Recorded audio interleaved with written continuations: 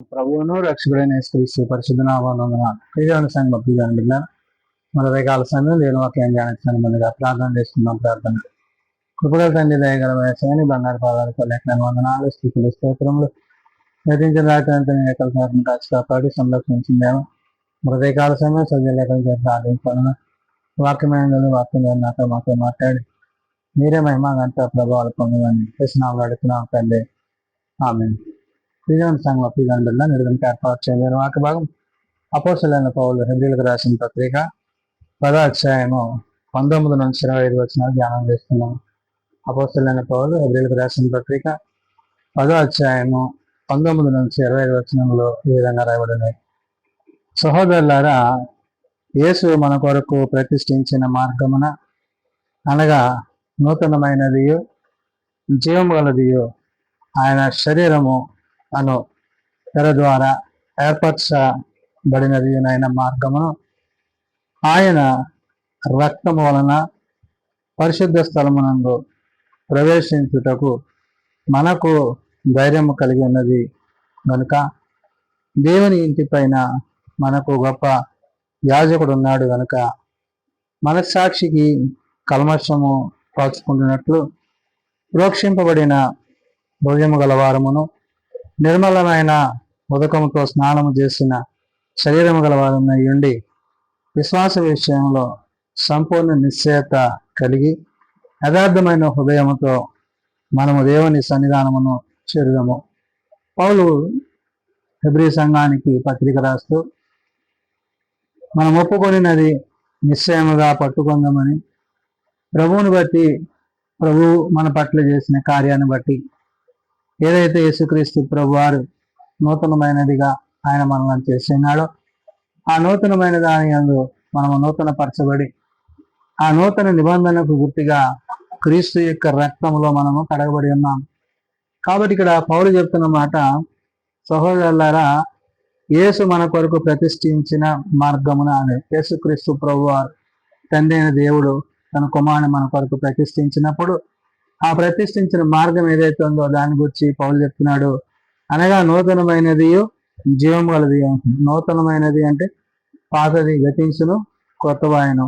క్రీస్తు రక్తములో మనము పరిశుద్ధపరచబడి పవిత్రపరచబడి ఆ నూతనమైనది అనగా జీవము గలది అన్నది. అంటే జీవము గలది అంటే నిత్యము జీవింపజేసేది, అది మనలను నిత్యరాజ్యానికి నడిపించేది అన్నది. కాబట్టి ఆయన శరీరమును తెర ద్వారా అంటున్నాడు.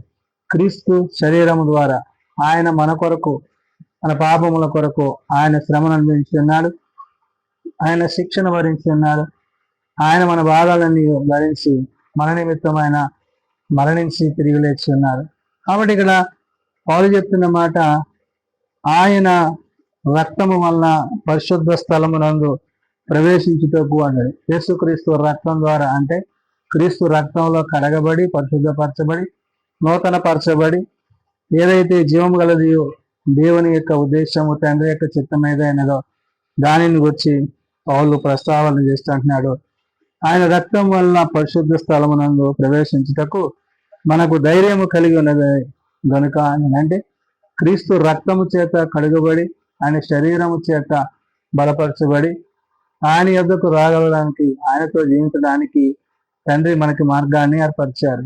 కాబట్టి ఇక్కడ ప్రభువుని బట్టి, ప్రభు కార్యాన్ని బట్టి, ప్రభు చూపిన ఆ యొక్క ప్రేమను బట్టి పౌలు హెబ్రీ సంఘానికి, సార్వత్రిక సంఘానికి చెప్తున్న మాట, దేవుని ఇంటి పైన మనకు గొప్ప యాజకుడు ఉన్నాడు కనుక అంటే తండ్రి ఇంటి మీద అధికారిగా యాజకత్వాన్ని అంటే తండ్రి అయిన దేవుని యొక్క పనిని ఆయన కుమారుడైన క్రీస్తు ప్రభు వారు మన నిమిత్తము ఆయన చేసిన ఈ యొక్క శిలువ యాగాన్ని, రక్త ప్రోక్షణను బట్టి పరిశుధాత్మ దేవుడు పౌలు గారు చెప్తున్న మాట, దేవుని ఇంటి పైన మనకి గొప్ప యాజకుడు ఉన్నాడు కనుక మనస్సాక్షికి కల్మషము తోచకున్నట్లు అంటే మన మనస్సాక్షిని అంటే దేవుని యొక్క వాక్యము చేత, ఆత్మ చేత, ఆత్మ సంబంధమైన కృపావరాల చేత దేవుడు మనలను స్థిరపరిచి బలపరిచినప్పుడు దాని యందు మనం ఏమనాలంట, మనస్సాక్షి కల్మషము తోచకున్నట్లు ప్రోక్షింపబడిన హృదయములు గలవారమును అంటాడు. అంటే ప్రోక్షింపబడుట అంటే మనము మన హృదయాలను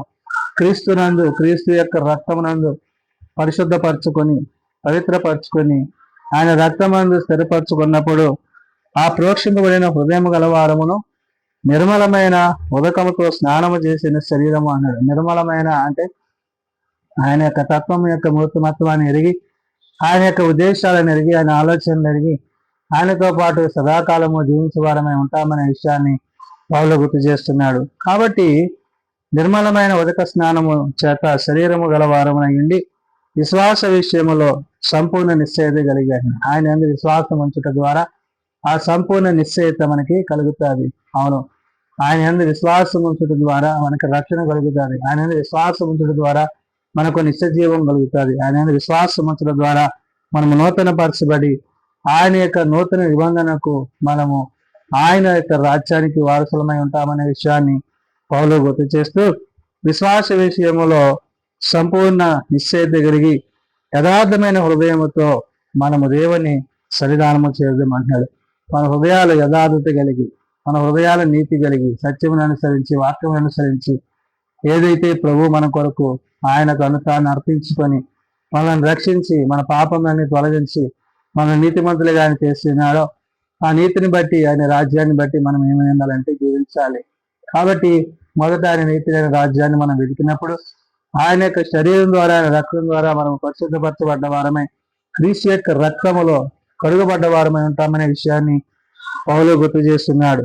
కాబట్టి వాగ్దానము చేసిన వాడు నమ్మదగిన వాడు గనక మన నిరీక్షణ విషయమై మనం ఒప్పుకొని దాన్ని నిశ్చయముగా పట్టుకుందాము అంటున్నాడు. వాగ్దానం, దేవుడు వాగ్దానం చేశాడు. ఏంటి ఆ వాగ్దానం అంటే, ఆయన ఉండే స్థలములకు మనల్ని చేర్చున్నాం. తండ్రి యొద్ద ఆయన మనలను తీసుకుని వెళ్ళేవాడైనాడు. కాబట్టి తండ్రి కృపాశ్రమంలో ఉన్న ప్రభువు మన కొరకు తిరిగి రాబోతున్నాడు. ఆయన వచ్చి మనలను ఆ యొక్క నిత్యత్వంలో, నిత్యరాజ్యంలో తండ్రితో, కుమారునితో, పరిశుద్ధాత్మతో మనము సదాకాలము జీవించేవారమై ఉన్నాము. కాబట్టి అది వాగ్దానము చేసినది. కాబట్టి వాగ్దానము చేసిన వాడు నమ్మదగిన వాడు గనక మన నిరీక్షణ విషయమై మనం ఒప్పుకున్న దాని నిశ్చయముగా చేపట్టుదామన్నాడు. ఏ నిరీక్షణతో మనం ఉన్నామో, నిరీక్షణలో నిద్ర వాళ్ళ దొక్కపడక క్రీస్తు యొక్క రాకడ కొరకు, క్రీస్తు యొక్క రాకడలో ఆయనతో పాటు ఆయన రాజ్యంలో జీవించే వారమై ఉంటామనే విషయాన్ని పౌలు గుర్తు చేస్తున్నాడు. కాబట్టి కొందరు మానుకొనుచున్నట్లుగా సమాజంలో కూడా మానక ఒకరినొకడు హెచ్చరించు అన్నాడు. అంటే ప్రార్థన విజ్ఞాపనలు చేయొచ్చు.